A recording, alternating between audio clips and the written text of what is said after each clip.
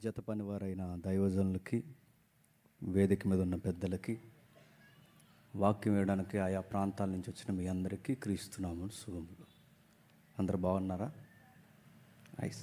ఇంకా చాలామంది ప్రయాణంలో ఉన్నారు. సాయంత్రానికి చాలామంది వస్తారు మన మధ్యకి, సహోదరులు, తల్లులు, చెల్లెళ్ళు, అక్కలు. మీ అందరూ కలిసి రూమ్స్లో అడ్జస్ట్ అవ్వండి. ఇది మాది, రిజర్వేషన్ అని ఎవరు అనకండి. ముందుగా మీరు వచ్చారు కనుక మనం అందరం సర్దుకుపోవాలి. 6 రోజులు ఎవరు ఏ మనసుని ఎవరు గాయపరుచుకొనక, అది మాట వలన కానీ క్రియ వలన కానీ జరగక, ప్రేమ కలిగి సత్యము నేర్చుకుని ఇక్కడి నుంచి వెళదాం. వాక్యం చెప్పే ముందు కొన్ని ప్రకటనలు ఉన్నాయి, ఖచ్చితంగా మనస్సును కేంద్రీకరించండి. ఎవరైతే ఇక్కడికి మనకు 6 రోజులు సెమినార్ ఉండడానికి వచ్చారో, లేదా 3 రోజులు ఉంటారో, 4 రోజులు ఉంటారో, ఈ ఉన్న ప్రతి ఒక్కరూ దయచేసి అక్కడ రిజిస్ట్రేషన్ జరుగుతుంది. ఖచ్చితంగా అక్కడ మీ నేమ్స్ రాయండి, మీ కాంటాక్ట్ నెంబర్ ఇవ్వండి. ఎంతమంది రిజిస్టర్ అయ్యారన్నది మనకు తెలిస్తేనే అక్కడ వంట చేయగలరు. ఎంతమంది వచ్చారో తెలిస్తేనే అక్కడ సరిగ్గా మనకి వంట సిద్ధపరచగలరు.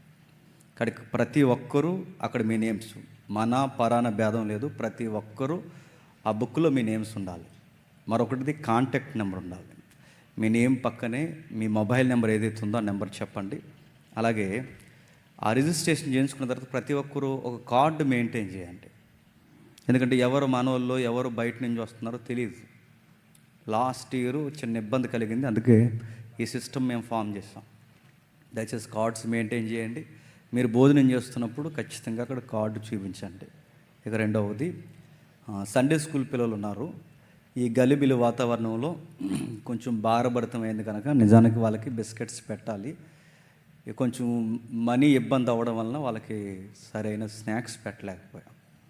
ఎవరైనా బిడ్డల మీద మీకు ప్రేమ ఉంటే, ఒక 100 మంది ఎంతమంది ఉంటారు, 100-200 మంది రేపు ఫామ్ అవుతారు. వాళ్ళ మీద మీకు ప్రేమ ఉంటే, వాళ్ళ కొరకు మీరు ఏమైనా ఒక బిస్కెట్ ప్యాకెట్ ఏమైనా కొనాలనుకుంటే, ఒకటే కదలండి, వాళ్ళకి కొనాలనుకుంటే మమ్మల్ని సంప్రదించండి. వాళ్ళకి కావాల్సిన స్నాక్స్ మీ పేరు మీద మేము రెడీ చేస్తాం. ఇంకా 3వది, బాత్రూమ్స్కి వెళ్ళినప్పుడు ఖచ్చితంగా నీళ్లు కొట్టండి. నెక్స్ట్ వాళ్ళు వెళ్ళాలి కదా, వాళ్ళు కూడా శుభ్రం ఉండాలి. మన క్రైస్తవులు కనుక ఆ డిగ్నిటీ మెయింటైన్ చేయండి. బాత్రూమ్స్లో నీళ్లు ఎలా పడితే అలా వాడేకండి. ఇక చివరిదా, ఇక 6 రోజులు చాలా విలువైన సంగతులు మీరు వినబోతున్నారు. చాలా అమూల్యమైన సంగతులు మీరు వినబోతున్నారు. లోతైన సత్యాలు మనం వినబోతున్నాం, డిస్కషన్ చేస్తాం. కాబట్టి ఇంకా రావాల్సిన సహోదరులు ఉన్నారు కనుక వాళ్ళందరి కొరకు ప్రార్థిస్తూ ఈరోజే తొలి అడుగుగా మనం ప్రారంభిద్దాం. ప్రార్థన చేసుకుందాం. ప్రేమగల తండ్రి, కృపగల దేవ, మీ దయలో కృపలో తండ్రి మమ్మల్ని వాడుకోండి. మీ విలువైన సంగతులు తండ్రి మాకు అందించండి. వచ్చిన వారెవరో తండ్రి సాతానికి సమయాన్ని తండ్రి వ్యర్థముగా ఉపయోగించడానికి తండ్రి ఎటువంటి అవకాశాన్ని వారు ఇవ్వక కేవలం మీ వాక్యం వినడానికి వచ్చారు. ఏడాది అంతా తమను తాము భద్రపరచుకోవడానికి, తమను తాము బలపరచుకోవడానికి తండ్రి, మీ వాక్యపు సన్నిధిలో గడపడానికి తండ్రి, వారి ఇళ్ళలను, వారి ప్రాంతాలను, వాళ్ళ కుటుంబీకులను అన్నిటినీ వదులు తండ్రి ఈ ప్రాంగణంలో ఉన్నారు. వాళ్ళ ఆత్మలకు కావాల్సిన వాక్యాన్ని అందించడానికి నిలబడి బోధిస్తున్న మమ్మల్ని అందరినీ మీరు వాడుకోండి. మా జ్ఞానంతోనో మా వాక్శక్తితోనో తండ్రి వారికి వాక్యము చెప్పక కేవలం తండ్రి వారి హృదయాలను తాకగలిగే తండ్రి, నీతిని గూర్చి, పాపమును గూర్చి, తీర్పును గూర్చి ఒప్పింపజేసే పరిశుద్ధాత్ముడి సహాయంతోనే మేము మాట్లాడడానికి తండ్రి మమ్మల్ని వాడుకోండి. నిలబడిన మేము తండ్రి ఈ ప్రజలను, మమ్ములను అందరినీ మీ చేతులకు అప్పగించుకుంటూ క్రీస్తున్నామని ప్రార్థన సమర్పిస్తున్నాం తండ్రి. ఆమేన్. జాగ్రత్తగా కొన్ని సంగతులు విందాం.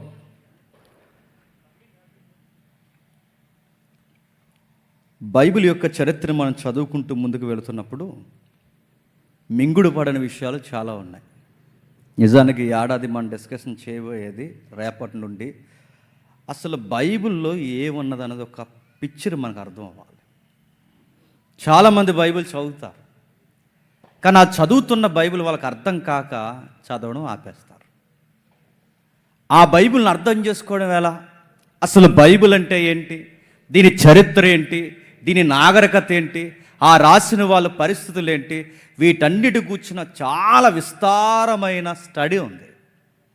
నిజానికి మాట్లాడుకోవడం మొదలు పెడితే బైబిల్కి 6 రోజుల సెమినార్ కాదండి, 365 రోజులు పెట్టినా సరిపోదు.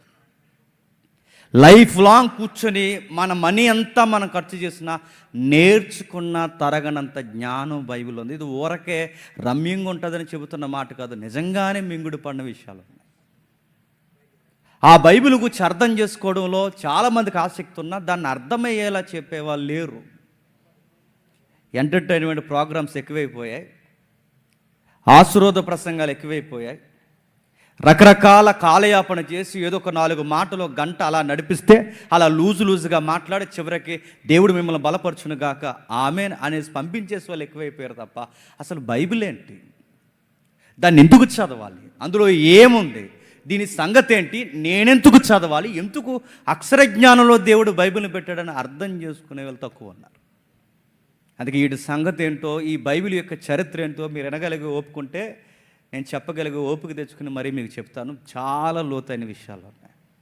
ఇంక ఈరోజు మొదటిగా మనం ఎలాగైతే ఉన్నామో, మీది ఏ ప్రాంతమో నాకు పూర్తిగా తెలియదు, మీ గోత్రాలు అలాంటి మనకు లేకపోయినా మీ గోత్రాలు ఏంటో నాకు తెలియదు, మీ వంశం ఏంటి, మీ ఊరేంటి, మీరు ఎక్కడి నుంచి వచ్చారు, మీ యొక్క స్థితిగతులు ఏంటి నాకు ఏమీ తెలియదు. ఇక్కడున్న చాలామంది సహోదరులకి ఒకరికొకరికి పరిచయం లేదు. ఇప్పటి వరకు మీరు ఎవరెవరో అమ్మా నాన్న మాట పెట్టినారో, ఎవరెవరు భార్య భర్తలు లోబడి ఉంటున్నారో, ఎవరెవరు స్నేహితులకి నమ్మకం కొట్టినారో మాకు ఏమీ తెలియదు. కానీ మీరు 6 రోజులు ఉండడానికి వచ్చారు.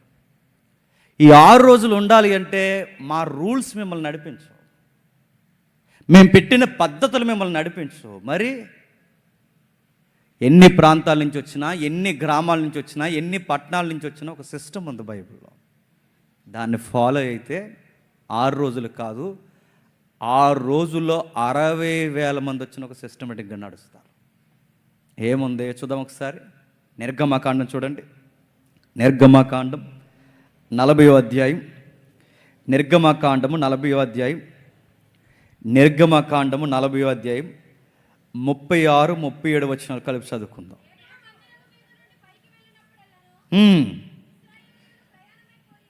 ఇశ్రాయేలీలు ప్రయాణమైపోయి, బాగా వినాలి. అసలు ఇశ్రాయేల్ చరిత్ర ఏంటి, అదో చాలా విచిత్రమైన చరిత్ర. ఇశ్రాయేల్ని ఎందుకు ఎంపిక చేసుకున్నాడో అదో నిగూఢమైన చరిత్ర. ఈ విషయమంతా పక్కన పెడితే ఇశ్రాయేలుకు ఒక పద్ధతి ఉందట, వాళ్ళ ప్రయాణ పద్ధతి అన్నాడు. వాళ్ళకు ప్రయాణం ఏంటి అంటే, ఇంతకుముందు ఎక్కడ ఉండేవారు, ఐగుప్తి అనే ప్రాంతంలో ఉండేవారు. ఐగుప్తిలో ఎందుకు ఉండేవారు, యాకోబు అనే తండ్రి ద్వారా యోసేపు అనే సహోదరుడి దగ్గరికి వారు వెళ్ళినప్పుడు, ఆ ఎవరైతే నీతిమంతుడైన యోసేపు ఉన్నాడో ఆయన ఉన్నంతకాలం ఐగుప్తిలో వారి జీవితాలు బాగున్నాయి. ఆయన వెళ్ళిపోయిన తర్వాత వెలవెలబోయాయి. ఎరగని రాజులు వచ్చారు, విచిత్రమైన మనుషులు వాళ్ళని పరిపాలించారు. క్రూరమైన రాజ్యం వాళ్ళ మీద భయంకరమైన పరిపాలన జరిగించింది. మూలుగాలు ఏడ్చారు, దేవా ఏంటి మా పరిస్థితి అని ఎంత ఏడవాలంత ఏడ్చారు. ఆ ఏడ్చిన ప్రార్థనకి జవాబు వచ్చింది. పైగా వాళ్ళ పితరులకు ఇచ్చిన మాటను దేవుడు జ్ఞాపకం చేసుకున్నాడు. విడిపించే కార్యక్రమం సిద్ధపరిచాడు. వాళ్ళు విడిపించి బయలుదేరి సరిగ్గా సేనాయి బంజరు భూమికి వచ్చారు. ఆ సేనాయి అనే ప్రాంతం మనకి చాలా గుర్తించవలసిన ఏరియా. సేనాయి ప్రాంతంలో ఏం జరిగింది, సేనాయి ప్రాంతంలో ఒక పర్వతం ఉంది. ఆ పర్వతం హోరేబు కొండ. ఆ పర్వతం దేవుని పర్వతం, ఆ పర్వతం దేవుడు దర్శించిన పర్వతం. ఆ పర్వతం ఈ రోజుకి విచిత్రంగా సాక్ష్యంగా అలా ఉండిపోయిన పర్వతం అది. ఆ పర్వతం దగ్గర దేవుడు మోసేతో ఇశ్రాయేలుతో మాట్లాడుతున్నాడు. ఇదిగో ఇన్ని రోజులు వీళ్ళకి పద్ధతి లేదు. ఐగుప్తిలో 430 సంవత్సరాలు ఉన్నారు కనుక వీళ్ళకి ఒక పద్ధతి లేదు. ఇన్ని రోజులు వీళ్ళకంటూ ఒక రాజ్యాంగం లేదు, ఇన్ని రోజులు వీళ్ళకంటూ ఒక స్థితిగతుల్లో, ఇన్ని రోజులు వీళ్ళకి ఒక సిస్టమ్ లేదు. ఇప్పుడు నూతన రాజ్యంలోకి వెళ్ళబోతున్నారు. వీళ్ళని విడిపించాను, నడిపిస్తున్నాను, ఎర్ర సముద్రాన్ని పాయలు చేశాను, మన్నాను గురిపించాను, ఇంకా తీసుకెళ్ళబోతున్నాను. అయితే ఆ భూభాగంలో అడుగు పెట్టే సమయానికి వీళ్ళకి కొన్ని విషయాలు తెలియాలి. ఈ డిస్కషన్ అంతా జరుగుతున్నప్పుడు అది 1 రోజు ప్రయాణం కాదు, 2 రోజుల ప్రయాణాలు కాదు, సుమారు ఎన్ని రోజుల ప్రయాణం, 40 రోజులు కాదు, 40 సంవత్సరాల ప్రయాణం. ఈ 40 సంవత్సరాల ప్రయాణం చేయాలంటే ఈరోజు వెళ్ళిపోదామంటే కొంచెం మేఘం పట్టిందంటే కుదరదట. ఈరోజు వెళ్ళిపోదామంటే కుదరదంటే దేవుడు వాళ్ళకి చెబుతున్నాడు, వాళ్ళ ప్రయాణం చేయాలంటే ఒక పద్ధతి ఉందట. ఏముంది, వాళ్ళకు ఒక పద్ధతి ఉంది. అందుకే 37 అంటున్నాడు చూడండి, ఇదే వారి ప్రయాణ పద్ధతి, ఇదే వారి ప్రయాణ పద్ధతి, ఇదే వారి ప్రయాణం పద్ధతి. అంటే ప్రయాణానికి కూడా ఒక పద్ధతి ఉంది. ఎవరండి వీళ్ళంటే రకరకాల గోత్రాలకు సంబంధించిన వారు. ఒకే గోత్రానికి సంబంధించిన వారంటే కాదు, వారు 12 గోత్రాలు. వాళ్ళ స్వాస్థ్యాలు వేరు, వాళ్ళ పద్ధతులు వేరు, వాళ్ళ స్థితిగతులు వేరు, వాళ్ళ వంశాలు వేరు. కానీ ఎన్ని రకాలుగా ఉన్నా, ఎంతమంది మనుషులున్నా వాళ్ళందరి చెప్పండి ప్రయాణ పద్ధతి ఒక్కటే. మీ ఊరు ఏదైనా అవ్వచ్చు, మీ పల్లె ఏదైనా అవ్వచ్చు, మీ గ్రామాలు ఏవైనా అవ్వచ్చు, మీరు ఎలాంటి రకమైన మనుషులు అవ్వచ్చు, కానీ మనందరి ప్రయాణ పద్ధతి ఒకటే. ఇశ్రాయేలు ప్రయాణ పద్ధతి ఒక్కటే, వాళ్ళ పద్ధతి ఒక్కటిగా ఉన్నదంటే వాళ్ళు అలానే బయలుదేరిన ఆ పద్ధతి ఎవరిస్తున్నారు? దేవుడే వాళ్ళని గైడ్ చేస్తున్నారు, దేవుడే వాళ్ళని నడిపిస్తున్నాడు. చూడండి, వారు చూస్తుండగా మేఘము పైకి వెళ్ళినా మేఘం కిందికి దిగినా వాళ్ళకు ఒక చూసిన ఉంటుందట, వాళ్ళకు ఒక పద్ధతి ఉంటుంది. అంటే వాళ్ళు ఎలా వెళ్ళాలి, మేఘం కదలకపోతే కదలకూడదు, మేఘం కదిలితే కదలాలి, వాళ్ళ స్థితిగతులు ఎలా ఉండాలో మేఘం చెప్తుంది. అంటే వాళ్ళని గైడ్ చేసే GPS ప్రభు అయిన దేవుడే, గుర్తుపెట్టుకోండి. నడిపిస్తున్నాడు, వాళ్ళు నడిపిస్తున్నాడు, వాళ్ళ పద్ధతి అంతా నడిపిస్తుంది. అందుకే వాళ్ళకి ఎన్ని రకాల పద్ధతులున్నా ప్రభు చెప్పినట్టే నడవాలట. గోత్రాలు వేరైనా, సమాజం వేరైనా, ఎన్ని ప్రాంతాలు వేరైనా, వాళ్ళ టేస్ట్లు, వారి యొక్క డిజైర్స్ ఎన్నున్నా వాళ్ళ యొక్క సిస్టమేటిక్ ప్రయాణం ఒక్కటే, ఒక్కలానే వెళ్ళాలి. ఇశ్రాయేలీని అంత పద్ధతిగా నడిపించాడంటే, ఇశ్రాయేలీని అంత ఖచ్చితంగా నడిపించాడంటే, ఇశ్రాయేలు యొక్క స్థితిగతుల్ని అంత చక్కగా కాపాడి నడిపించాడు అంటే మనకు కూడా సిస్టమ్ ఇచ్చాడు దేవుడు, గుర్తుపెట్టుకోండి. వాళ్ళ ప్రయాణ పద్ధతులు ఎలాగైతే ఒక్కటో, మనం ఎన్ని రకాల మనుషులమైనా మన ప్రయాణ పద్ధతి కూడా ఒక్కటే. దీనికి ఇంకా చిహ్నాలు ఉన్నాయా, దీనికి అర్థాలు ఉన్నాయా, దీనికి చూపిస్తున్న ఒక రుజువులు ఏమైనా ఉన్నాయంటే బైబిల్లో ఉన్నాయి. ఒక దర్శనం ఉంది. చూడండి ఒకసారి యెషయా గ్రంథం అందరూ చూడండి, 6వ అధ్యాయం, యెషయా గ్రంథం 6వ అధ్యాయం మొదటి వచనం నుండి. రాజైన ఉజ్జియా మృతి నొందిన సంవత్సరమున అత్యున్నత సింహాసనమందు ప్రభు ఆసీనుడై ఉండగా నేను చూసి తిని, ఆయన చొక్కాయి అంచులు దేవాలయము నిండుకొనెను, ఆయనకి పైగా సరాపులు నిలిచి ఉండిరి, ప్రతివాడు 2 రెక్కలతో తన ముఖమును, 2 తన కాళ్ళను కప్పుకొనుచుండెను, 2 ఎగురుచుండెను. వారు సైన్యములకు అధిపతియగు యెహోవా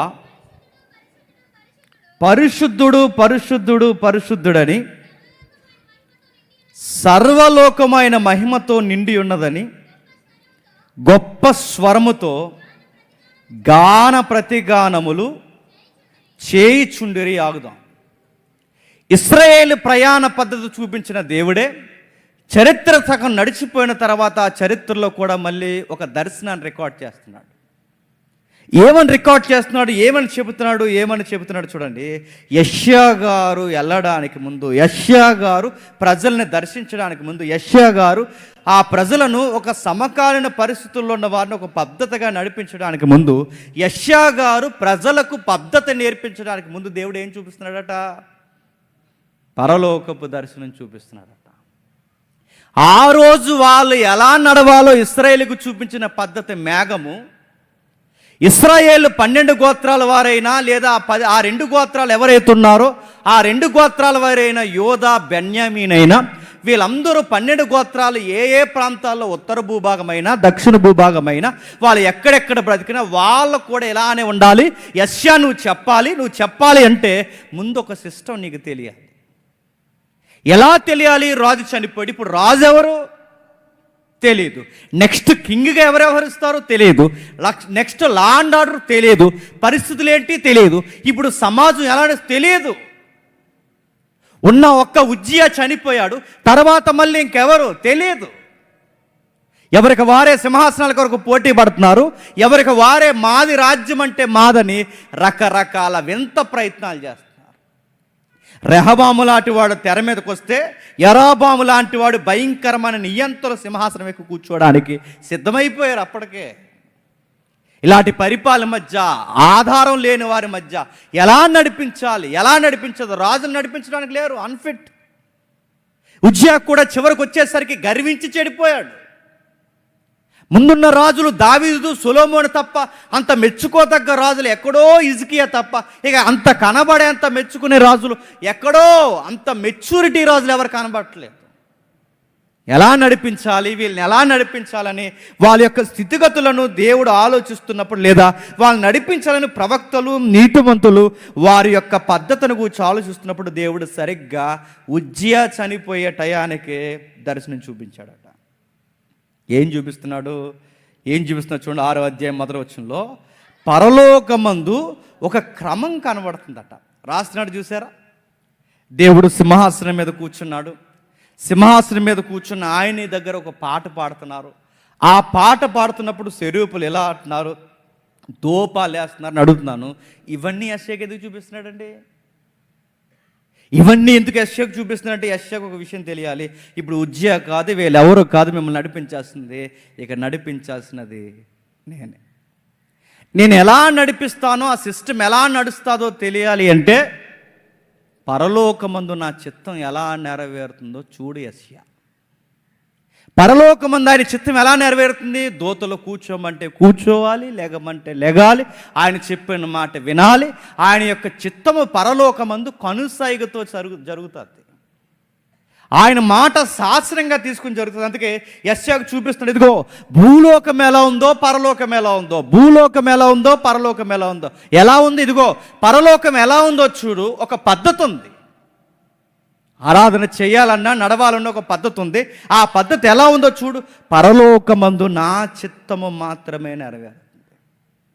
భూలోకమందు మీ చిత్తాలు నెరవేరుతాయి, పరలోకమందు నా చిత్తం నెరవేరుతుంది. ఏముంది ప్రభువా ఆ చిత్తంలో అంటే అక్కడ చెబుతున్నాడు చూడండి. ఆయన శరీపులకు పైగా నిలిచి ఉండెను, ఒక్కొక్కరికి 6 రెక్కలు దానిపైన మరో మాట ఉంది చూడండి. సింహాసనమందు ప్రభు ఆసీనుడై ఉండగా. చెప్పాలి, ఎన్ని రకాల మనుషులున్నా, ఎన్ని గోత్రికులున్నా, ఎన్ని పద్ధతులు ఎరిగిన వారు ఇక్కడికి వచ్చినా మనం ఒకే ఒక్క పద్ధతిలో ఎప్పుడు నడవగలమంటే ఫస్ట్ పాయింట్ యెషయాకు చూపిస్తున్నాడు. మెజారిటీగా సింహాసనం మీద ఆయన ఉండాలంట. ఎవరు ఉండాలి? సింహాసనం మీద ఆయన ఉండాలంటే దేవుడు మాత్రమే. అంటే మన గుంపులుగా కలిసినప్పుడు, సంఘాలుగా మనం కలిసినప్పుడు, 6 రోజులైనా 60 రోజులైనా మనం కలిసినప్పుడు దేవుడు మనల్ని ఒక పద్ధతిగా నడిపించాలి అంటే ఇక్కడ అన్నిటికన్నా అథారిటీ ఎవరికి ఇచ్చేయాలి చెప్పండి? దేవుడికి. సింహాసనం మీద దేవుడిని మాత్రమే కూర్చోబెట్టాలి. ఇక్కడ చాలామంది కేటగిరీస్ ఉన్నాయి. ఒక్కొక్క స్పీకర్కి ఒక్కొక్క అధికారం ఇచ్చాము. ఇక్కడ ఇదిగో క్లీనింగ్ సెక్షన్ ఈయన, వాష్రూమ్స్ ఈయన, కుకింగ్ సెక్షన్ ఈయన, రకరకాల అధికారులు ఇచ్చాం. ఇక్కడ అధ్యక్షులు వీరు, నడిపించే వాళ్ళు వీరు, టైం లైన్స్ అంటే ఒక్కొక్కరికి ఒక్కొక్క అధికారాలు ఉన్నాయి. ఎంతమందికి ఎన్ని అధికారాలు ఉన్నా అన్నిటికన్నా గొప్ప అధికారం ఒకరికి ఉండాలి. ఎవరికి చెప్పండి? దేవుడికి. నేను జేమ్స్ని అందరూ నా మాట వినాలంటే సెమినార్ షెడ్ ఊడిపోతుంది. ఇక నా మాటే జరగాలంటే మళ్ళీ చెప్తున్నాను, కుదరదు. ఇక్కడ ఎన్ని అధికారాలు ఉన్నా, ఎంతమంది మనుషులున్నా, ఎన్ని రకాల మనుషులున్నా, ఎన్ని పద్ధతులున్నా, మన పైన ఒక ఆయన ఉన్నాడు. ఆయన మాత్రమే మన పైన కూర్చోవాలి. ఇంకెవడు ఇక్కడ కూర్చోవడానికి వీల్లేదు. లార్డ్లాగా ఎవడో ఫీల్ అవ్వడానికి వీల్లేదు. ప్రభువులాగా వ్యవహరించడానికి ఎవరు వీల్లేదు. మన ప్రభు ఒక్కడే. ఆయన మాత్రమే సింహాసనం మీద ఉండాలి. ఆయన మాత్రమే కొనియాడబడాలి. ఆయన మాత్రమే మనందరికీ శిరస్సుగా ఉండాలి. అందుకే యెషయాకు చూపిస్తున్నాడు, ప్రజలకు క్రమముగా నడవకపోవడానికి కారణం సింహాసనాల మీద వీళ్ళ రాజులు కూర్చుంటున్నారు, వీళ్ళ మనుషులు కూర్చుంటున్నారు, వీళ్ళ సేవకులుగా కూర్చుంటున్నారు. వీళ్ళ కూర్చుని అధికారాల కొరకు వీళ్ళే మగ్గుతున్నారే తప్ప యెషయా నాకు ఇవ్వాల్సిన స్థానాన్ని వీళ్ళు ఇస్తున్నారా? చెప్పాల్సిన స్థానాలు వీళ్ళు చేకూరుస్తున్నారా? జరిగించాల్సిన కార్యం వీళ్ళు జరిగిస్తున్నారా? అందుకే వీళ్ళకి ఒక పద్ధతి లేదు, ఒక విధానం లేదు, వీళ్ళు నడిచే ఒక స్థితిగతులు లేవు. ఎలా పడితే అలా నడుస్తున్నారు, ఎలా పడితే అలా ఉంటున్నారు. ఎందుకంటే వీళ్ళ నా అధికారం కన్నా మనుషుల అధికారానికి ఎక్కువ లోబడుతున్నారు. ఇంకా ఏం చెప్తున్నాడు? అదే వచనం మళ్ళీ చదవండి. మొదటి వచనం. రాజైన ఉజ్జియా మృతి పొందిన సంవత్సరమున అత్యున్నత సింహాసనమందు ప్రభు ఆసీనుడై ఉండగా నేను చూసి తిని ఆయన చొక్కాయి అంచులు దేవాలయం నిండుకొని ప్రశ్న అడుగుతుందని చెప్పండి. ఎవరో సింహాసనం మీద కూర్చున్నారట. ఎవరు? దేవుడు సింహాసనం మీద కూర్చున్నాడు. ఆ సింహాసనం మీద కూర్చున్న దేవుడు ఇంతకీ ఎవరు? చాలామంది మనం అనుకుంటాం యెహోవా యెహోవా యెహోవా అనుకుంటాం. కాదు, ఆ సింహాసనం మీద కూర్చున్నది ఎవరు తెలుసా? నజరేయుడైన యేసుడు. నజరేయుడైన యేసుడా? నజరేయుడైన యేసుడే. మీరెలా డిక్లేర్ చేయగలరు? అక్కడ యెహోవా అని ఉందిగా అంటే యెహోవా అనే పేరు ఆయన ఒక్కరికే లేదు. యెహోవా అనే పేరు ముగ్గురికి వర్తిస్తుంది. తండ్రి, కుమార, పరిశుద్ధాత్మ ఏదైతే మనం మాట్లాడుకుంటున్నాం. అందుకే ఇక్కడ యెహోవా అని ప్రస్తావించిన యెషయాయే ఇదే ప్రవచనాన్ని ఎత్తి రాసింది ఎవరో తెలుసా? యేసు ప్రభు రమ్మును ఆనుకున్న యోహాను రాశాడు ఇదే సందర్భాన్ని. ఏమని ఒకసారి చూడండి. యోహాను సువార్త 12వ అధ్యాయం. యోహాను సువార్త 12వ అధ్యాయం. 41వ వచనం నుండి.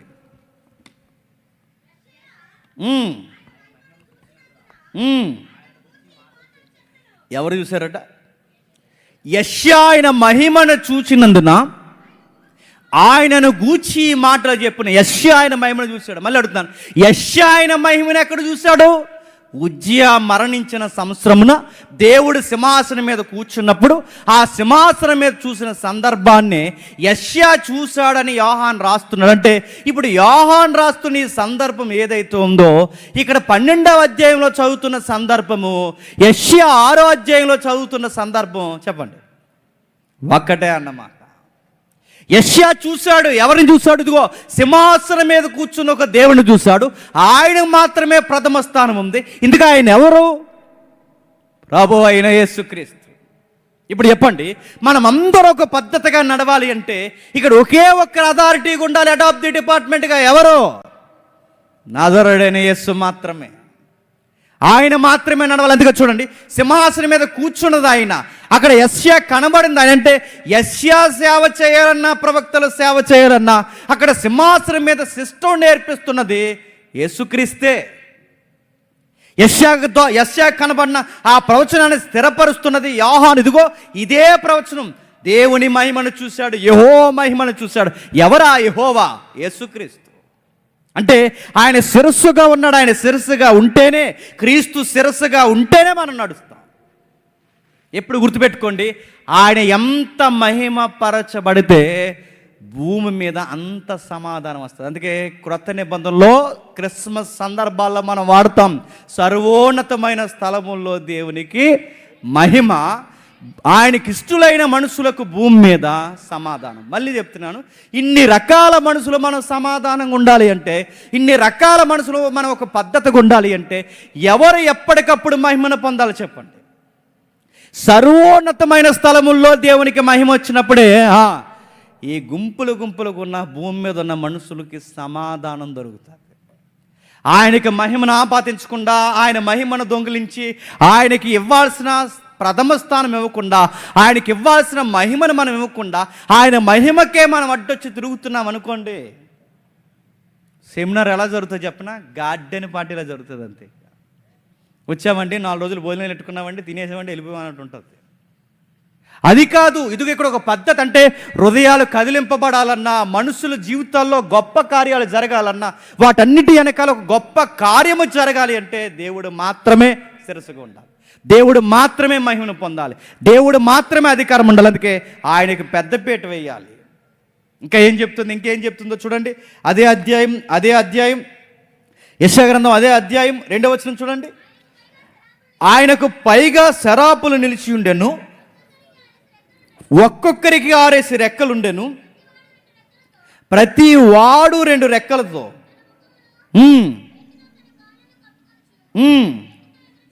క్షమించండి, అక్కడున్న మాట మొదటి మాట. ఆయన చొక్కాయి అంచులు దేవాలయం నిండుకొని ఉన్నాయట. మొదటి మనం ఏం చూసాం? ఆయన సింహాసనం మీద కూర్చున్నాడు. ఆ సింహాసనం మీద కూర్చున్న ఆయన ఎవరు అని అడిగితే బైబిల్ ఏం చెప్తుంది? ప్రభువు అయిన యేసుక్రీస్తు. ఇప్పుడు ఆయన చొక్కాయి అంచులు ఎక్కడ దిగాయట? దేవాలయం మీద దిగాయట. అడుగుతున్నాను, దేవుడికి చొక్కా ఉంటుందా? మిమ్మల్ని అడుగుతున్నాను, దేవుడికి చొక్కా ఉంటుందా? దేవుడికి చొక్కావు ప్యాంట్లు ఉంటాయా? నైట్ టైం లింగి కట్టుకుంటాడు ఆయన? దేవుడికి చొక్కా ఏంటి?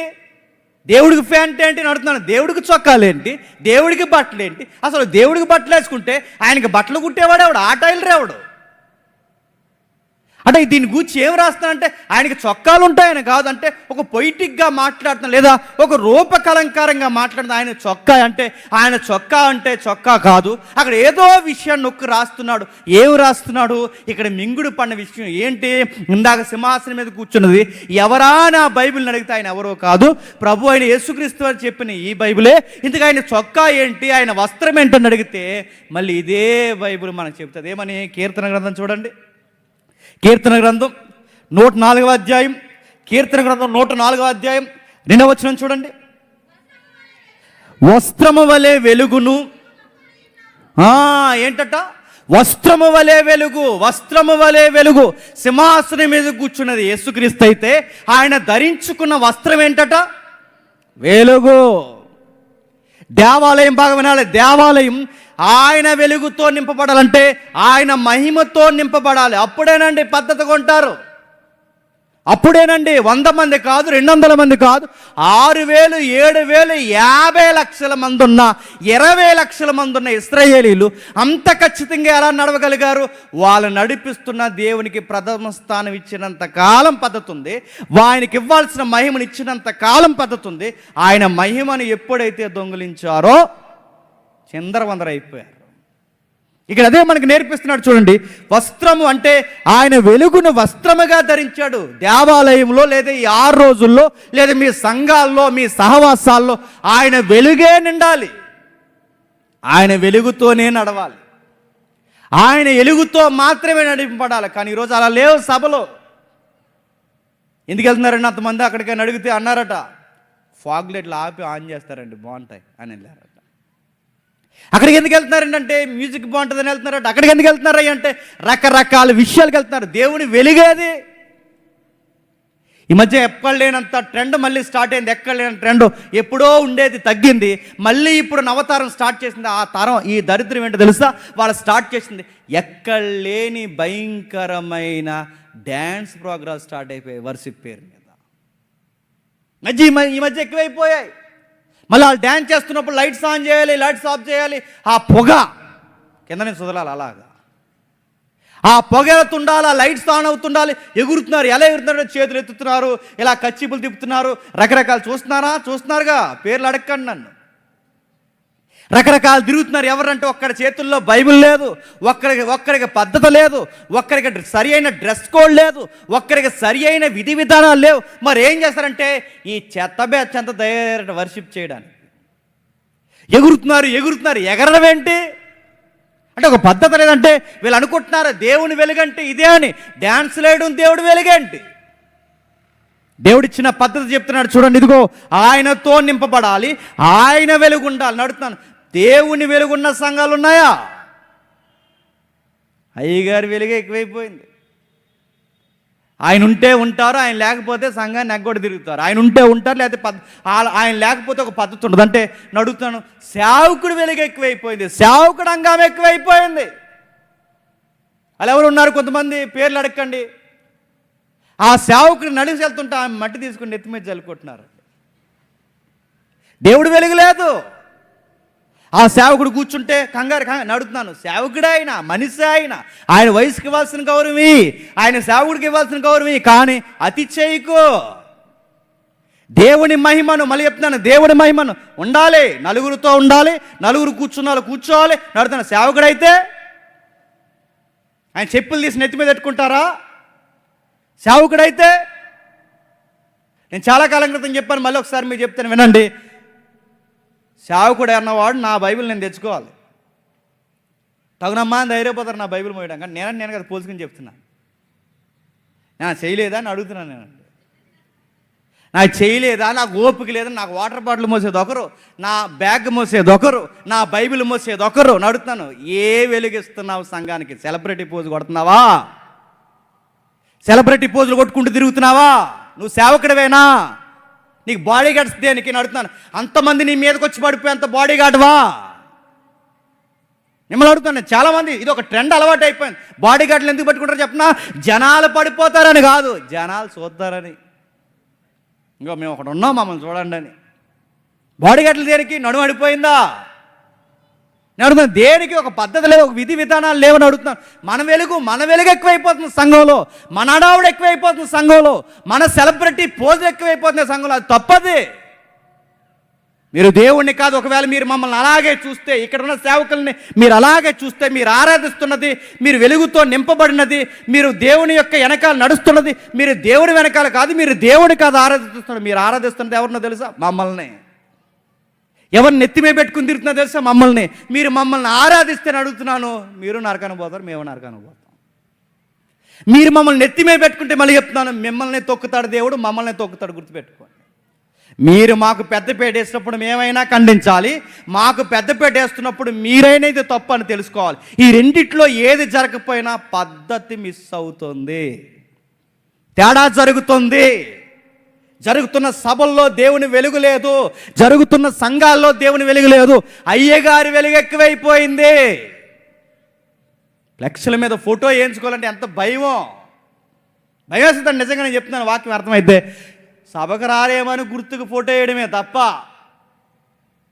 లేకపోతే అడుగుతాను ఆ ఫోటో కూడా వేయడం అడుగుతున్నాను, ఇబ్బందే. కొంతమంది చూస్తుంటే భయం లేదు, ఇది పెళ్లిసూపులకు ఇచ్చినట్టు ఇస్తున్నారు ఫోటోలు. చూస్తున్నారా? కొన్ని చూస్తున్నారా? ఇంటర్నేషనల్ మీటింగ్ మీరు చూస్తున్నారు లేదో? అలా ఆవిడ గారిది అయింది. నెక్స్ట్ ఇంకెవరున్నారు? ఇదంతా అడుగుతున్నారు, ఏంటి ఇదంతా? ఎవడ వెలిగిది?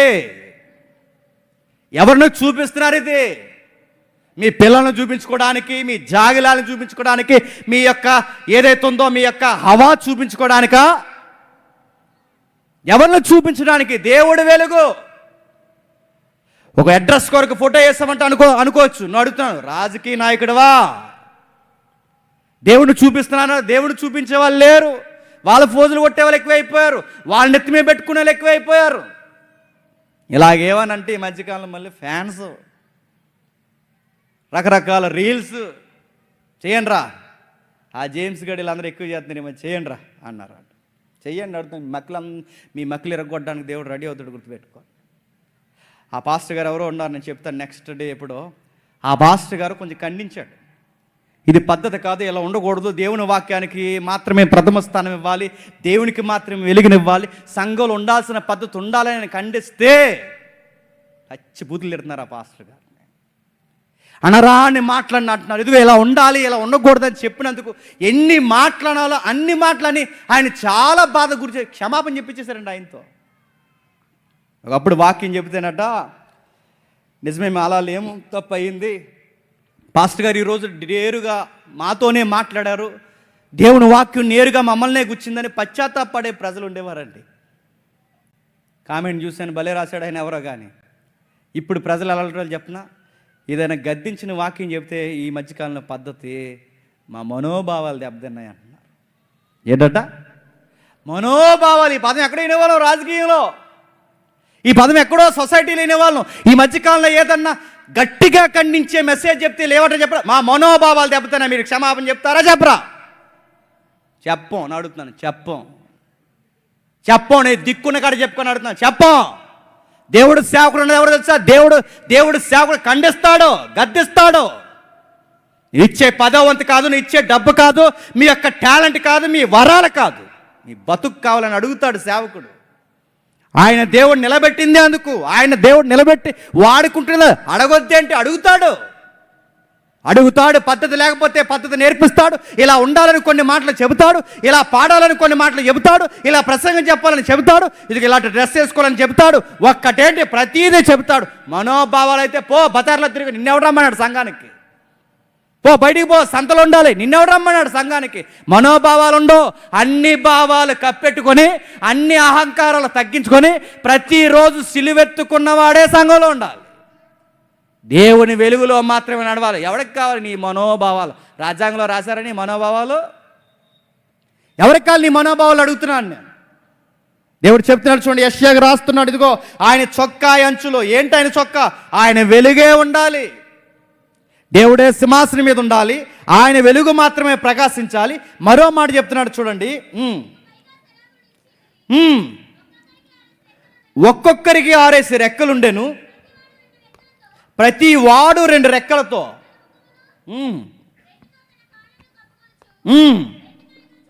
రెండిటితో ఎగురుచుండెను. వారు సైన్యములకు అధిపతి యెహోవా పరిశుద్ధుడు పరిశుద్ధుడు పరిశుద్ధుడని గొప్ప స్వరముతో గాన ప్రతిగానములు చేయుచుండెను. వారి కంఠస్వరము వలన గడప కమ్ముల పునాదులు కదులుచు మందిరము ధూపము చేత నిండగా. ఏం కదులుతున్నాయట? గడప కమ్ముల పునాదులు కదిలిపోతున్నాయట. ఎందుకు గడప కమ్ముల పునాదులు కదిలిపోతున్నాయి? ఓ పాట పాడుతున్నారు. ఏం పాట అది? ఆ పాటకు ట్యూన్ ఒకటే, ఆ పాటకు లైన్ ఒకటే, పరిశుద్ధుడు పరిశుద్ధుడు పరిశుద్ధుడు. ఇప్పుడు చెప్పండి, సంఘంలో ఉన్న అనేక హృదయాలు కదిలిపోవాలంటే పాట ఎవరి కోసం ఉండాలి చెప్పండి? చెప్పాలి. వస్తున్నాడు వీరుడు సూర్యుడు అని ఉండకూడదు. పాట గుర్తుపెట్టుకోండి. పాట ఎవరి కోసం ఉండాలి చెప్పండి? ఎవరిని పొగడాలి చెప్పండి? ఎవరిని ఆరాధించాలి చెప్పండి? ఎవరికి పెద్ద పెట్టేయాలి చెప్పండి? దేవుడికి. ఎవరి పరిశుద్ధతను కొనియాడాలి చెప్పండి? దేవుణ్ణి. మాటలో పాటలో ప్రతి అడుగడుగులో ఎవరు కనబడాలి చెప్పండి? దేవుడు. ఆయనకి మాత్రమే. అది ఏ పాట అయినా, అది ఎలాంటి పాట, అది సోలో సాంగ్ అయినా డ్యూట్ అయినా, ఏ యాంగిల్లో నువ్వు రాసినా అందులో హైలైట్ అవ్వాల్సింది ఎవరు చెప్పు? దేవుడు. పరిశుద్ధుడు పరిశుద్ధుడు అంటే దేవుడు ఎంత కనబడితే అంత ఉద్యమం, దేవుడు ఎంత కనబడితే అంత ప్రతిగానాలు జరిగితే మనుషుల్లో అంత కదలిక. పరలోకపు పునాదులే కదిలిపోయాయి. పరలోకపు పునాదులు, గడప కమ్ముల పునాదులే కదిలిపోయి అంటే మన పాటకు హృదయాలు కదులుతా లేదు, మన పాటలకు ఎవరికి ఉద్యమం రావట్లేదు, మన పాటలకి డ్యాన్సులు వచ్చేస్తున్నాయి ఏటో మరి. మన పాటకి ఎవరు అరే దేవుని యొక్క ఔన్నత్యం మీదని రోమాలు నిక్కబడిసే పాటలు లేవు. దేవుని యొక్క ఆశ్చర్యకార్యాలు ఇవని ఆశ్చర్యంగా కళ్ళు పెద్ద వచ్చే చూసే పాటలు లేవు. మొలేడు సాంగ్లు ఆడుతున్నాను ఈ మధ్యకాలంలో చూసే లేదో, ఆ సాంగ్స్ కొన్ని నాటిని చూస్తుంటే మ్యూజిక్ ఎక్కువ, పాట తక్కువ. వర్షిప్ అంటే ఈ మధ్యకాలంలో స్టైల్ ఏంటి చెప్పినా ఎక్కువ మ్యూజిక్ కొట్టేయాలి. దడ దడ దడ దడ దడ దడ దడ కొట్టేసిన తర్వాత అక్కడికి వెళ్తాను, ఇంకో కొట్టు అంటే ఆ కొట్టలాగా అక్కడ కీబోర్డ్ ఇస్తాడు కొట్టుకో అని. వర్షిప్ అంటే గుర్తుపెట్టుకోండి, వర్షిప్ అంటే స్పీడ్గా మ్యూజిక్ కొట్టడం కాదు. వర్షిప్ అంటే రకరకాలు కాదు. వర్షిప్ అంటే చెప్పిన అన్ని ఆరాధన పాటలు కాదు, అన్నీ ఒకే పాటలు కాదు, అన్నీ దేవుని మహిమపరిచే కాదు, అన్ని పాటలే. కానీ అన్ని పాటలు దేవుడు మెచ్చే పాటలు కాదు. దేవుడు మెచ్చే పాట ఏంటో తెలుసా? ఆయన మాత్రమే పరిశుద్ధుడని కొని ఆడే పాట దేవుడు మెచ్చిన పాట. ఆయన మాత్రమే ఇష్టపడే పాట దేవుడు మెచ్చే పాట. అందుకే ఆ లైన్స్ ఏముందంటే పరిశుద్ధుడు పరిశుద్ధుడు పరిశుద్ధుడు పరిశుద్ధుడు. అందుకే ఆ పాట అంత మహిమను తీసుకురావడానికి, ఆ పరలోకంలో అంత ఉద్యమం జరగడానికి ఆయనకి మాత్రమే మహిమ వస్తుంది. మీ సిస్టమ్ అర్థమవుతుందా? సింహాసనం మీద కూర్చున్నాడు, చొక్కా అంచులు దిగాయి, పాటలు జరుగుతున్నాయి. ఇదంతా ఎవరి చుట్టూ తిరుగుతుంది చెప్పండి? దేవుని చుట్టే తిరుగుతుంది మొత్తం. ఇంకేమన్నదట? ధూపం వచ్చిందట. ఏమొచ్చింది? ధూపము. ఏం జరుగుతుంది? ధూపం. అక్కడ చదవండి, అక్కడ ఒకసారి 4వ వచనం. వారి కంఠస్వరము వలన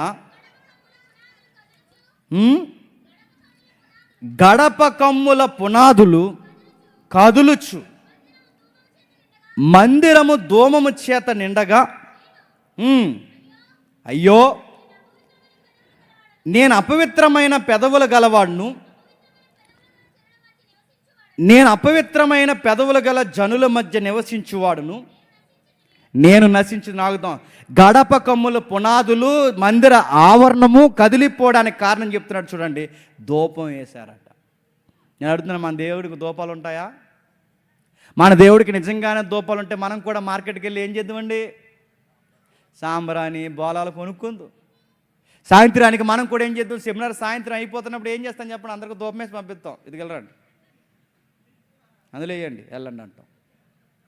ధూపాలు ఉన్నాయి మన దేవుడికి నడుతున్నాం, ధూపాలు లేవు, చొక్కాలు లేవు. ఆయనకి చొక్కా ఏంటి? ఆయనకు ధూపం ఏంటి? అంటే ఏదో రాస్తున్నాడు. కొన్ని విషయాలు ప్రకటన గ్రంథంలో కానీ, యెషయాలో కానీ, చరిత్ర గ్రంథాల్లో ఎందుకు ఇలా రాశాడంటే కొన్ని అర్థం కాని విషయాలు ఉన్నాయి. వాటిని అర్థమయ్యేలా తెలియచేయడానికి అర్థమయ్యే పరిస్థితిని చూపిస్తూ రాశారంతే. అంటే ఒక అర్థం కాని విషయం దాన్ని పోలికగా రాస్తున్నాడు. అక్కడ ఒక ధూపాలు వేస్తున్నట్టుంది. ఏంటా ధూపం? బైబిల్ చెప్తుంది. ఒకసారి చూడండి, ప్రకటన గ్రంథం 5వ అధ్యాయం, ప్రకటన గ్రంథం 5వ అధ్యాయం 8వ వచనం. ఆయన దానిని తీసుకున్నప్పుడు ధూప ద్రవ్యములతో నిండిన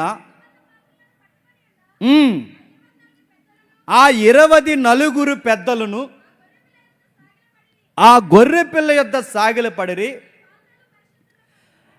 ఈ ధూపాలు ఏంటట? పరిశుద్ధుల ప్రార్థన. ఇప్పుడు చెప్పండి, యెషయా చూస్తున్న ఆ ధూపం ఏంటట? పరిశుద్ధ ప్రార్థనలు. యెషయా చూస్తున్న ఆ చొక్కా ఏంటట? దేవుని యొక్క వెలుగు. సింహాసనం మీద ఎవరు కూర్చున్నారట? దేవుడు. అంటే ఎక్కడ మీరు చూడండి దేవుని చుట్టే తిరుగుతుందంటే వారు చేసిన ధూపాలకి లేదా వారు వేసిన ధూపాలకి గడప కమ్ముల పునాదులు. అరే ధూపాలంటే ఏంటని బైబిల్ అడిగితే ప్రార్థనలు. ధూపంతో నిండిపోయిందంటే ఈరోజు అడుగుతున్నాను, సంఘాలు సభలో ప్రార్థనలతో నిండుతున్నాయా? ప్రార్థనలతో నిండేంత సంఘాలు ఉన్నాయా? ఎలా నిండిపోయినాయి తెలుసు? సంఘాలు ప్రజలతో నిండిపోయాయి, ఆచారాలతో నిండిపోయాయి. ఇంకా ఎలా నిండిపోయాయి? మ్యూజికల్తో నిండిపోయాయి, ఎంటర్టైన్మెంట్తో నిండిపోయాయి. ఈ మధ్య ఎక్కలేనంత సీరియల్ యాక్టింగ్లు వస్తున్నాయి చూసారు ఎదుగు మీదకి. చెప్పండి, మీరు యేసుప్రభులోకి వచ్చిన తర్వాత ఎలా ఎదిగారు? అలా నిండిపోయాయి. అంతకుముందు మేము పాకలు ఉండేవాళ్ళం అండి, ఇప్పుడు దేవుని దయ వల్ల 3 అంతస్తులు బిల్డింగ్ కట్టామండి. ఇలా నిండిపోయాయి. ప్రార్థనతో నిండిపోయిన సంఘాలే ఉన్నాయి, సాక్ష్యాలతో నిండిపోయాయి, పాటలతో నిండిపోయాయి, ఆచారాలతో నిండిపోయాయి. నడుతున్నాను మందిరంలో ధూపం చేత అంటే ప్రార్థన చేత నిండిపోయాయి. ప్రార్థనతో ఈ సంఘానికి ప్రార్థన భారం ఎక్కువండి, ఈ సంఘం ప్రార్థన మీద ఎక్కువ ఆనుకుంటుందని ప్రార్థన చేసే సంఘాలే. ఒకప్పుడు ఆల్ నైట్ ప్రేయర్స్ అనేవారు ఉన్నాయా?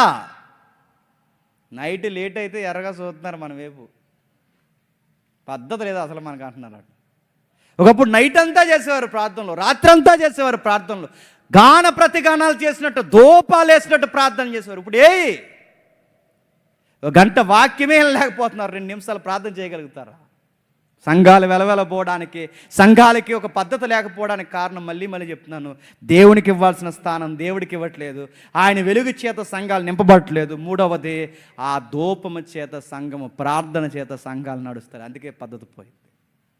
ఇదంతా జరిగితే ఏం జరుగుద్ది? మళ్ళీ చెప్తున్నాను, దేవుడికి పెద్ద పెట్టేసి దేవుని వెలుగుకు మాత్రమే ప్రథమ స్థానం ఇచ్చి దేవుడికి మాత్రమే ప్రార్థన చేస్తూ మనం నడిస్తే ఏమవుతుందంటే జనాల కదులు చడుగుతారట. ఏమని తెలుసా? ప్రభువా, ఈ సమాజాన్ని కాపాడడానికి నన్ను నిలమంటావా అని అడుగుతారట. ఈ 3-4 పద్ధతులు జరిగిన తర్వాత ఒక వ్యక్తి స్పందించాడు అక్కడ. ఎవరైనా? యెషయా. ఏమైనా స్పందిస్తున్నాడు? ఇదిగో దేవుడు సింహాసనం మీద ఉంటే, దేవుని వెలుగు నింపబడితే, ధూపవేదికల చేత నింపబడితే అప్పుడు ఒక పద్ధతి బయటకు వచ్చింది. ఆ పద్ధతి ఏంటి? నేను వెళతాను ప్రభు అంటే ఒక సిస్టమ్ ఎప్పుడైతే ఇలా నడుస్తాదో కొత్త వ్యక్తులు కథలు వస్తారు, ఉన్న వ్యక్తులు కదిలింపబడతారు. మమ్మల్ని ఏం చేయమంటావో దేవాన్ని నోరి పడుగుతారు హృదయాలు చింపుకొని. సెమినార్కి వస్తున్నారు వెళుతున్నారు, మీటింగ్స్కి వస్తున్నారు వెళుతున్నారు, సంఘాలకు వస్తున్నారు వెళుతున్నారు, వ్యక్తులుగా ప్రార్థనకు వస్తున్నారు వెళుతున్నారు. కానీ ఎందుకు పట్టబడలేకపోతున్నారంటే దేవునికి మహిమ ఇవ్వట్లేదు, దేవుని వెలుగునివ్వట్లేదు, ప్రార్థనా జీవితాలు లేవు. ఎప్పుడైతే ఈ పద్ధతి ఫాలో అవరో మనుషుల నోటంటే ఏం రావో తెలుసా? దేవా, మమ్మల్ని ఏం చేయమంటే ఈ రాత్రి నువ్వు మాట్లాడవని అడిగేవాళ్ళు లేరు. యెషయా అడిగాడు. ఏమని అడిగాడు చూడండి, ముగిద్దాం. యెషయా అడుగుతున్నాడు చూడండి ఒకసారి 5వ వచనంలో. అయ్యో, నేను అపవిత్రమైన పెదవులు గలవాడును, అపవిత్రమైన పెదవులు గల జనుల మధ్య నేను నివసించేవాడును. నేను అడుగుతాను, ఏం చెప్పాడండి? ఏమైనా మెసేజ్ విన్నాడు ఇక్కడ యెషయా? ఏదైనా దేవుడు ప్రసంగం చెప్పాడు ఇక్కడ? ఏదన్నా వాక్యం ఇక్కడ మాట్లాడి? ఏమీ లేదండి. దేవుని స్థానం దేవునికి ఇచ్చి, దేవుని మహిమను దేవునికి ఇచ్చి, దేవుణ్ణి మాత్రమే పరిశుద్ధుడు అని కొనియాడితే ఇలా ఎప్పుడైతే ఒక పద్ధతి జరుగుతుందో విన్నవారు చూసిన వారు ఏమంటారట? మేము పాపాత్ములను ఒప్పుకుంటారట. ఈ సెమినార్కి ఎవరైనా కొత్త వాళ్ళు వస్తే మన పద్ధతులు, మన విధి విధానాలు, మనం దేవుని ఆరాధించే విధానం, దేవుడికి ఇచ్చే స్థానం, ఇవన్నీ కొత్త వాళ్ళు చూసినప్పుడు ఏమన్నా తెలుసా? ఈ సహవాసంలోకి వచ్చినప్పుడు ఈ పరిశుద్ధుల మధ్య నీ సన్నిధిలో మేము పాపాత్మను ప్రభువాన్ని ఒప్పుకోవాలి. అందుకే ఈ 6 రోజులు మళ్ళీ చెప్తున్నాను, ఎవరిని పొగడకండి. ఈ 6 రోజులు మళ్ళీ చెప్తున్నాను, ఏ వెలుగును నింపకండి. ఈ 6 రోజులు బయట వ్యక్తుల యొక్క వ్యామోహాలన్నీ పూర్తిగా విడిచిపెట్టండి. కొత్త వ్యక్తులు, పాపాత్ములు, పాపాలు ఒప్పుకొని వారు నూతనమైన మనస్సు, మారు మనసు పొంది రాజ్యంలో కట్టబడాలి అంటే మనకెళ్ళి ఒక పద్ధతి ఎప్పుడైతే చూస్తారో వాళ్ళు కదిలింపడతారు. ఎంతమంది ఉన్నారు ఇంకా బాప్టిజాలు తీసుకోవాల్సిన వాళ్ళు నాకు తెలియదు. ఎంతమంది కొత్త వాళ్ళు రాబోతున్నారు నాకు తెలియదు. వాళ్ళని ఎలా మారుస్తాం అంటే దేవునికి ఇవ్వాల్సిన మహిమ దేవునికి ఇచ్చేయాలి. దేవుని వెలుగుని మాత్రమే మనం బోధించాలి. దేవుని మాత్రమే కొనియాడాలి. దేవునికి మాత్రమే ప్రథమ స్థానం ఇవ్వాలి. దేవుని యొక్క కనుసన్నల్లో ప్రార్థనాపూర్వకంగా ఎప్పుడైతే 6 రోజులు గడుపుతామో 300 రోజులు బయట గడిపొచ్చినాడు, 350 రోజులు 360 రోజులు బయట గడిపొచ్చినాడు. ఆ లోపలికి 6 రోజులు ఉండడానికి వస్తున్నాడు. చూసారా? వాడికి అర్థమవుద్ది, ఈ బతుకు వేరు, బయట బతుకు వేరురా. ఈ 6 రోజుల్లో వాడికి అర్థమవుద్ది, బతికితే ఎలా బ్రతకాలరా అని వాడికి అర్థం అవ్వాలి. ఆ చలనం ఎప్పుడు వస్తుందంటే దేవునికి ఇవ్వాల్సిన సింహాసనం దేవునికి ఇచ్చేయాలి. దేవుడికి ఇవ్వాల్సిన మహిమను దేవునికి ఇచ్చేయాలి. దేవుడికి మాత్రమే ప్రార్థన చేయాలి. ఇది ప్రయాణ పద్ధతి. ఇశ్రాయేలు దేవునికి ఇవ్వాల్సిన మహిమను ఇచ్చారు కనుకే వాళ్ళు ఒక సిస్టమేటిక్గా నడిచారు. ఇప్పుడు నేను అడుగుతున్నాను, మనం ఇలాగే నడిస్తే, ఇదే పద్ధతిని మనం ఫాలో అయితే, 6 రోజులు దేవుణ్ణి మాత్రమే మనం ముందు పెట్టుకుని నడిస్తే, మనం అందరం దేవుణ్ణి మాత్రమే మహిమపరిస్తే, వచ్చిన కొత్త వాళ్ళు అడుగుతారట, నన్ను ఏం చేయమంటారు చెప్పండి అని. యెషయా అన్నాడట, ఇన్ని రోజులు భక్తుడు అనుకున్నాను, ఇన్ని రోజులు పవిత్రమైన వాడిని అనుకున్నాను, ఇన్ని రోజులు నాకన్నా నీతిమంతుడు లేడు అనుకున్నాను. ప్రభువా, నీ విధి విధానాలు పరలోకమందు చూసినప్పుడు నాకు అర్థమవుతుంది నేను పాపాత్ముడని. ఇప్పుడు ఆ పరలోకపు దర్శనం ఎప్పుడైతే భూమి మీద దిగుతుందో, సేమ్ బాగా వినండి, యెషయా చూసినట్టుగానే ఇక్కడ కూడా జరుగుతుంది. అంటే యెషయా చూసినట్టంటే యెషయా యేసుక్రీస్తు వారిని చూశారు. యెషయా సింహాసనం మీద ప్రభు అయిన యేసుక్రీస్తు వారు కూర్చున్నాడు చూశాడు. ఇప్పుడు మనం అందరం ఎవరికి పెద్దపీట వేయాలి చెప్పండి? యేసుక్రీస్తుకి. మనం ఎవరిని హైలైట్ చేయాలి చెప్పండి? యేసుక్రీస్తు వారిని. మనం ఎవరి ఎలుగుల్లో నడవాలి చెప్పండి? యేసుక్రీస్తు వారిని. మనం ఎవరికి ప్రార్థన చేయాలి చెప్పండి? యేసుక్రీస్తు వారి ద్వారా. ఎప్పుడైతే ఇవన్నీ మనం చేస్తామో వచ్చిన వాడికట ఉద్యమం వస్తుందట. వాడికి అర్థమవుద్దట, దేవా ఈ మహిమ, నీ ఔన్నత్యము, నీ గొప్పతనం, నీ పరిశుద్ధత చూసినప్పుడు నాకు అర్థమవుతుంది, ఈ సెమినార్లో అందరి వల్ల నేను ఉండలేకపోయాను, నేను పాపాత్మని ప్రభు అని బాప్టిజం తీసుకుని ఇంటికి వెళ్తాడట. అందుకే పద్ధతులు పాటిద్దాం. ఇంకేముంది ఒక్కసారి చూడండి, అపోస్తుల కార్యములు ముగించేద్దాం. అపోస్తుల కార్యములు 22వ అధ్యాయం 10వ వచనం చూడండి. అపోస్తుల కార్యములు. ప్రభువా,